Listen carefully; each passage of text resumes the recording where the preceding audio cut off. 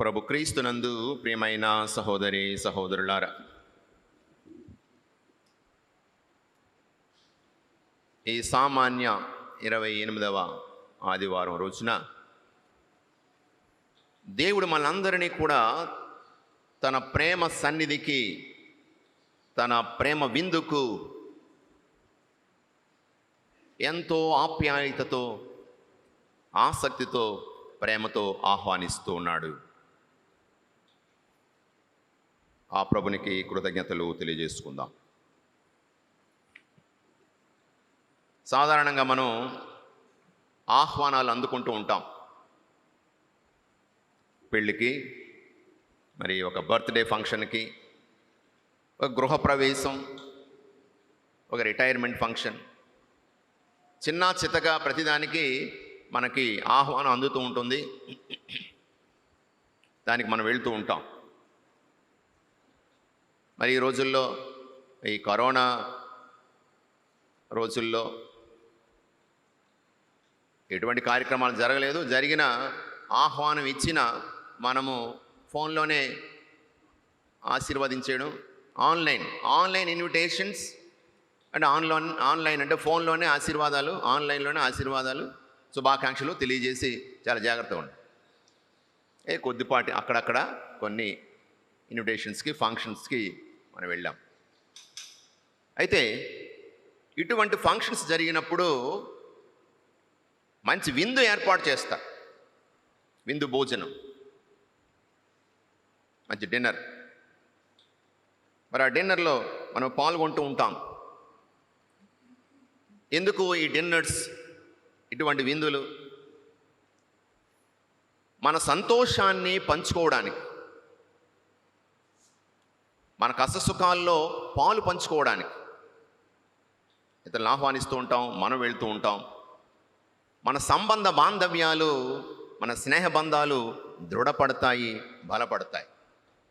అలాగే ఏమైనా మనస్పర్ధలు ఉన్నట్లయితే, మాట్లాడుకోని సందర్భాలు ఉన్నట్లయితే, ఇటువంటి సందర్భాలు, ఇటువంటి డిన్నర్స్, అయ్యే విందులు మన యొక్క ఆ మనస్పర్ధలను తొలగించి మనసు కలిసేలాగా ఇటువంటి సందర్భాలు చక్కగా ఒక అవకాశాలుగా ఉపయోగపడుతుంటాయి. అయితే కొంతమంది భోజనాన్ని పిలిచారు కానీ భోజనం చేసి వచ్చేస్తారు అంతే. అసలు ఎందుకు ఈ భోజనం ఏర్పాటు, ఎందుకు ఈ యొక్క విందు ఏర్పాటు అన్నది పూర్తిగా మర్చిపోతూ ఉంటారు. సరే, మరి ఇటువంటి ఒక గొప్ప విందుని దేవుడు ఈనాటి మొదటి పట్టణంలో అందిస్తున్నట్లుగా మనందరం చదువుతున్నాం. ప్రపంచం అంతటికి, అన్ని జాతులకి దేవుడు ఒక ప్రేమ విందును, ఒక విశిష్టమైనటువంటి విందును ఏర్పాటు చేస్తూ అందరినీ రమ్మంటూ ఉన్నాడు. తన యొక్క పవిత్ర పర్వతానికి, తన సన్నిధికి వచ్చి ఆ యొక్క భోజనంలో, ఆ విందులో పాల్గొని సంతోషంగా ఉండమంటున్నాడు. ఇజ్రాయేలు ప్రజలు యావే దేవుణ్ణి విస్మరించారు.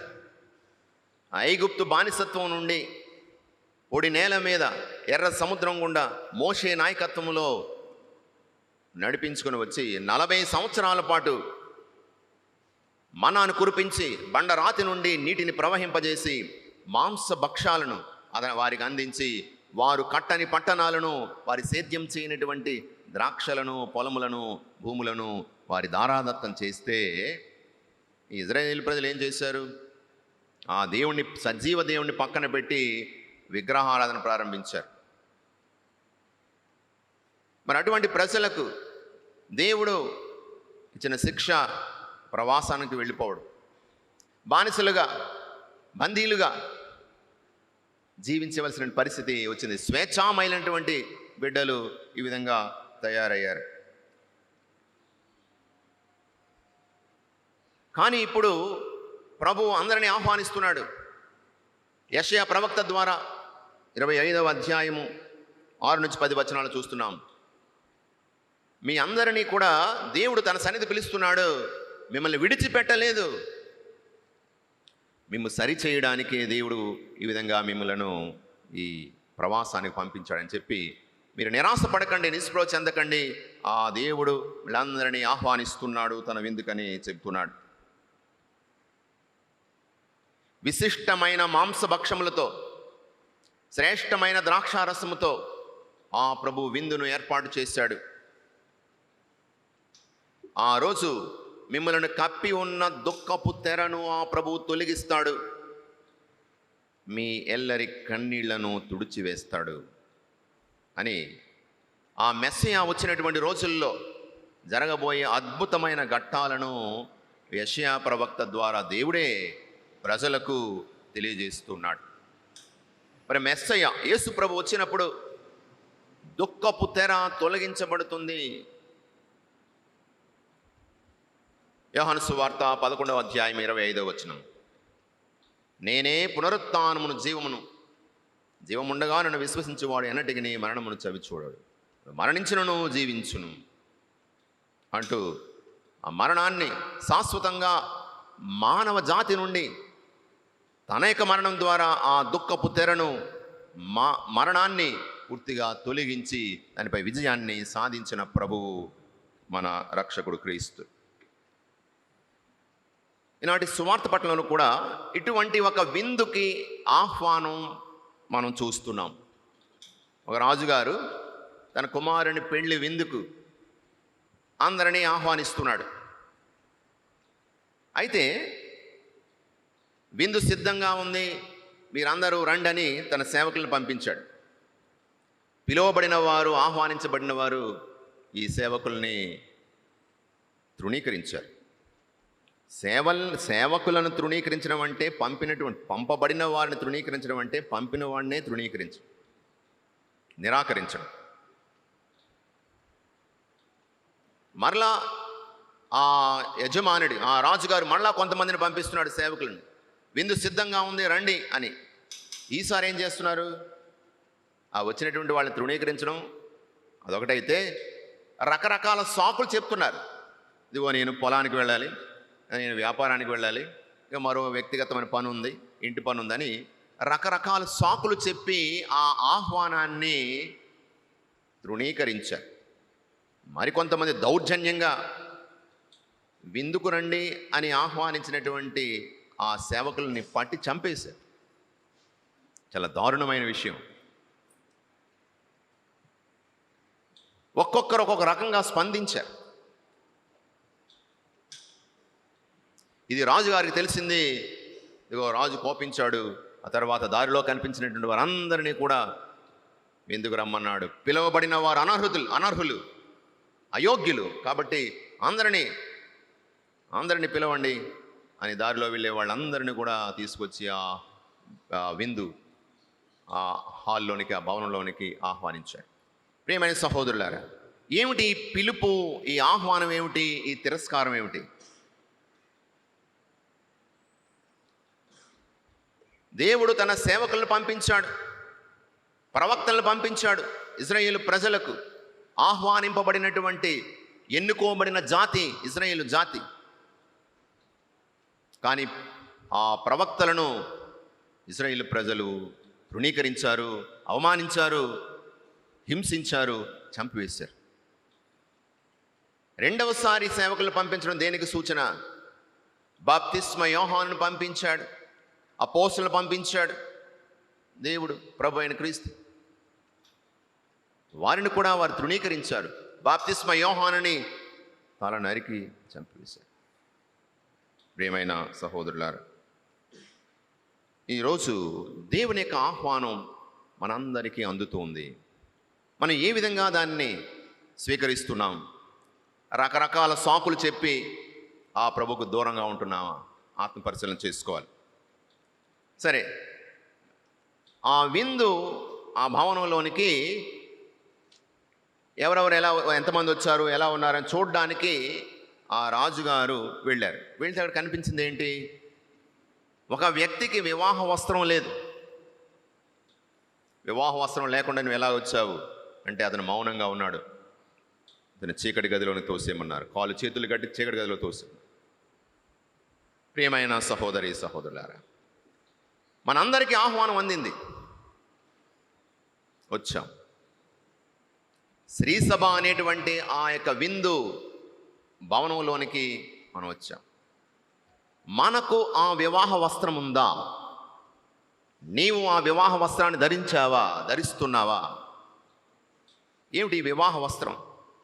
దేవుని చేత అంగీకరించబడే అంగీకృతమైనటువంటి జీవితం. భక్త పౌలుడు చెబుతున్నాడు, ప్రేమే ఆ యొక్క వస్త్రము. కొలొస్సీయులకు రాసిన లేఖ 3వ అధ్యాయము 12వ వచనం నుండి మనం చదువుతున్నాం. అక్కడ, మీరు దేవునిచే ఎన్నుకొనబడిన ప్రజలు, ఆయన పరిశుద్ధులు, ప్రియులుగా అయినవారు. కాబట్టి మీరు దయ, కనికరము, వినయము, సాత్వికత, ఓర్పు అలవరుచుకొనుడు. ఎవడైనను మరి ఒకరి మీద ఏదో మనస్తాపము కలిగి ఉన్న ఎడల ఒకనిని ఒకడు సహించుచు క్షమించవలెను. మిమ్ములను ప్రభువు క్షమించినట్లే మీరు కూడా ఒకరినొకరు క్షమించుకొనుడు. అన్నిటికంటే అధికముగా ప్రేమను అలవరుచుకొనుడు. అది అన్నిటినీ ఐక్యముగా ఉంచగలదు. క్రీస్తు ప్రసాదించడి శాంతి మీ హృదయములను పరిపాలింపనిండు. ఈ శాంతి కొరకే మీరు ఒక్క శరీరముగా పిలువబడ్డారు. కాబట్టి కృతజ్ఞులై ఉండు. ప్రేమ కలిగి ఉండండి. అదే వివాహ వస్త్రం. ప్రేమ కలిగి ఉండండి, ఒకరినొకరు క్షమించుకోండి, ఒకరినొకరు సహించుకోండి. దేవునికి కృతజ్ఞత కలిగి ఉండండి. దయా, కనికరం చూపించండి. దేవుని సన్నిధిలో అంగీకృతమైనటువంటి జీవితం ఇదే. మరి నేను ఈరోజు ఆ ప్రభువు ఇచ్చేటువంటి ఆహ్వానాన్ని మన్నించి, అంగీకరించి సంతోషంగా దేవుని సన్నిధికి వస్తూ ఉన్నానా? నిన్నటి దినాన అక్టోబర్ 10వ తారీఖు 2020 శ్రీసభలో గొప్ప మరపురాని రోజు. మనందరిలాగే ఒక ఆహ్వానం అందుకున్నటువంటి ఒక 15 ఏళ్ల అబ్బాయి దేవుని సన్నిధికి వెళ్ళి ఆ ప్రేమ విందులో పాల్గొంటూ సంతోషిస్తున్నాడు. ధన్య కార్లో అక్యూటిస్, ఇటలీ దేశానికి చెందినటువంటి ఒక యువకుడు. విచిత్రం ఏమిటంటే, తన తల్లిదండ్రులు అంత భక్తిమంతులేం కాదు, రోమన్ కథోలిక విశ్వాసులే, కానీ అంత భక్తిమంతులేం కాదు. కానీ 7 ఏళ్ల వయసులో దివ్య సత్ప్రసాదం తొలిసారిగా స్వీకరించినటువంటి అక్యూటిస్ ఏనాడు కూడా దివ్య సత్ప్రసాదాన్ని స్వీకరించడం మానలేదు. ఏనాడు కూడా దివ్య పూజ మానలేదు.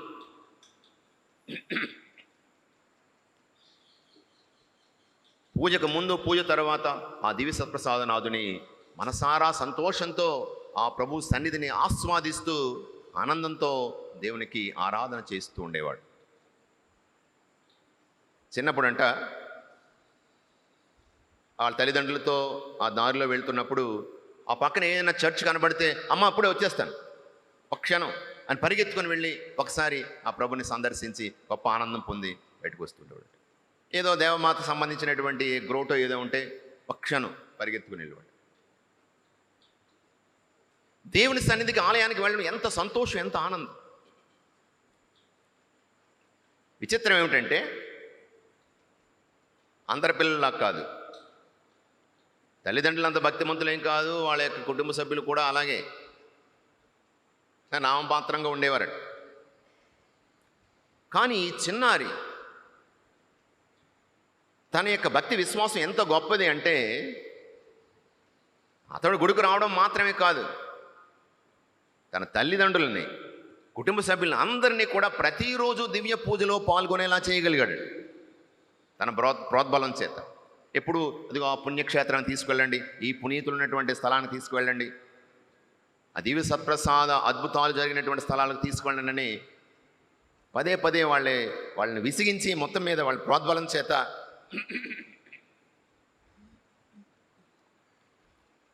మొత్తం మీద ఆ విధంగా తీసుకువెళ్తుండేవాడు.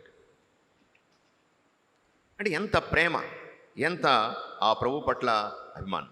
మరియ తల్లి పట్ల ప్రగాఢమైనటువంటి భక్తి. ఏనాడు జపమాల చెప్పడం ఆపలేదు. దేవుడిచ్చిన ప్రత్యేక వరం ఏమిటంటే is a computer boy, a digital bye.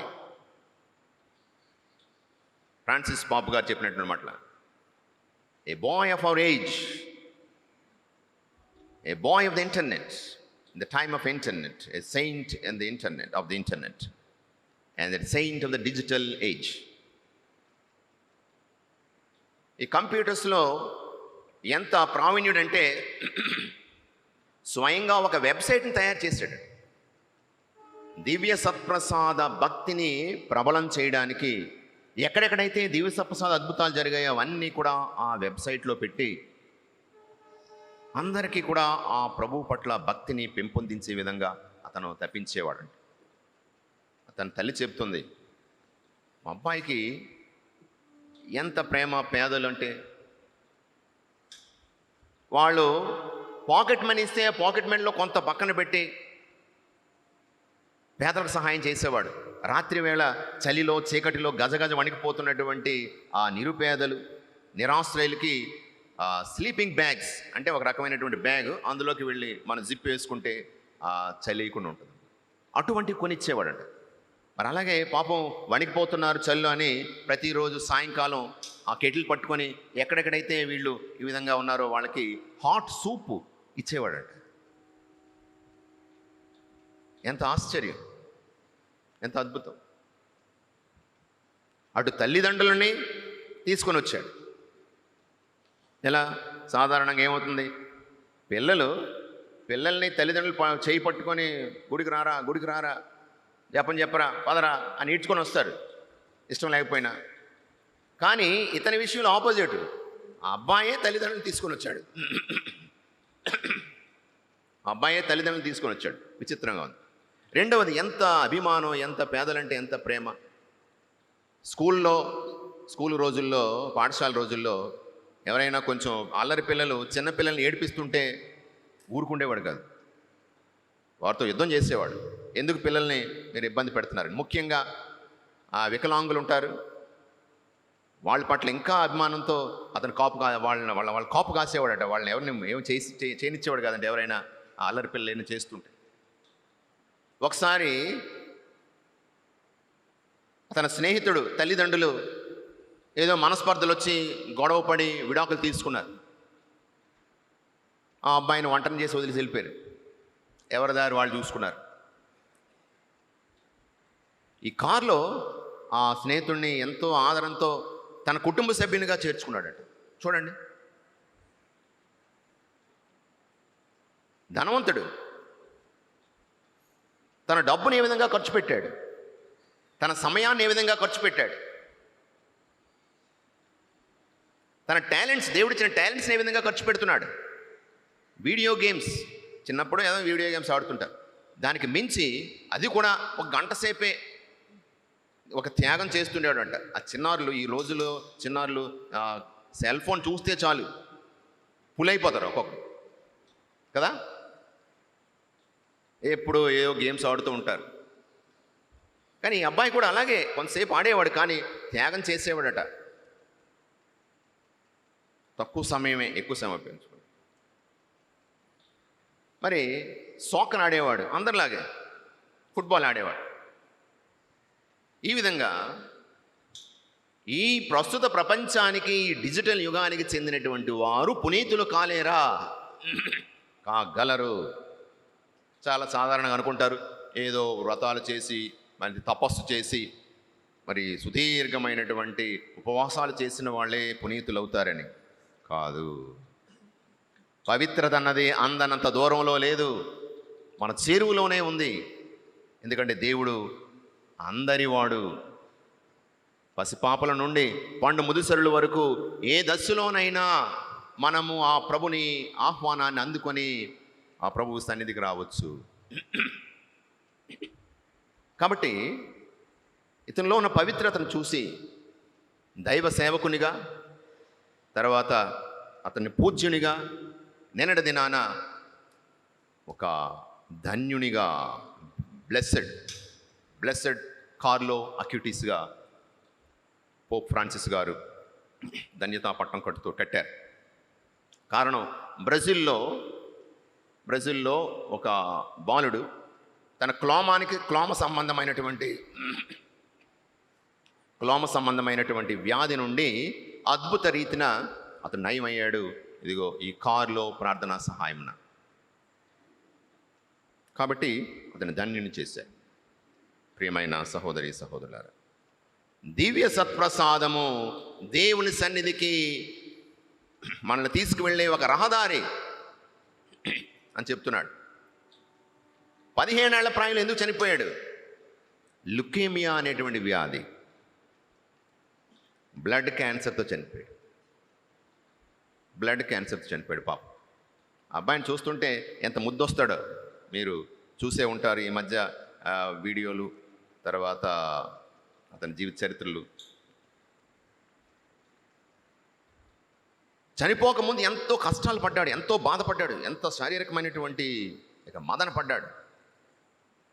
కానీ అతను చెప్పిన మాట, నేను సంతోషంగా చచ్చిపోతున్నాను, ఎందుకంటే నేను దేవుడు నాకు ఇచ్చిన సమయంలో ఏ ఒక్క క్షణం కూడా నేను వృధా చేసి దేవునికి అప్రియంగా జీవించలేదు.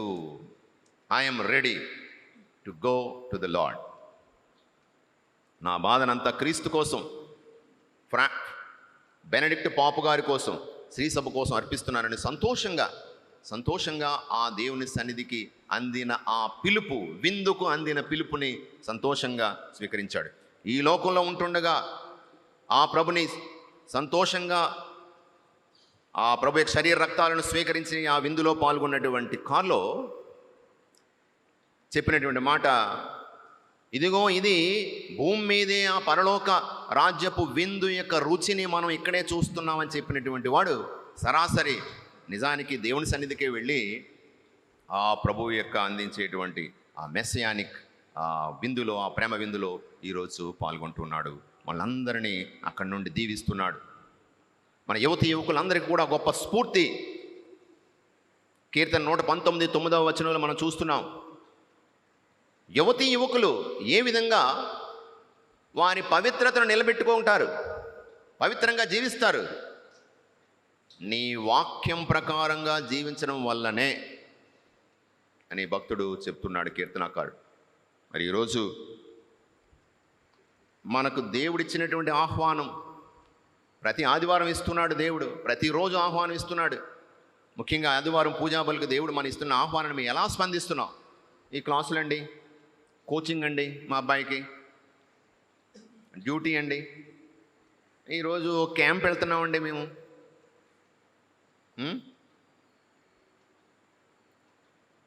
రకరకాలు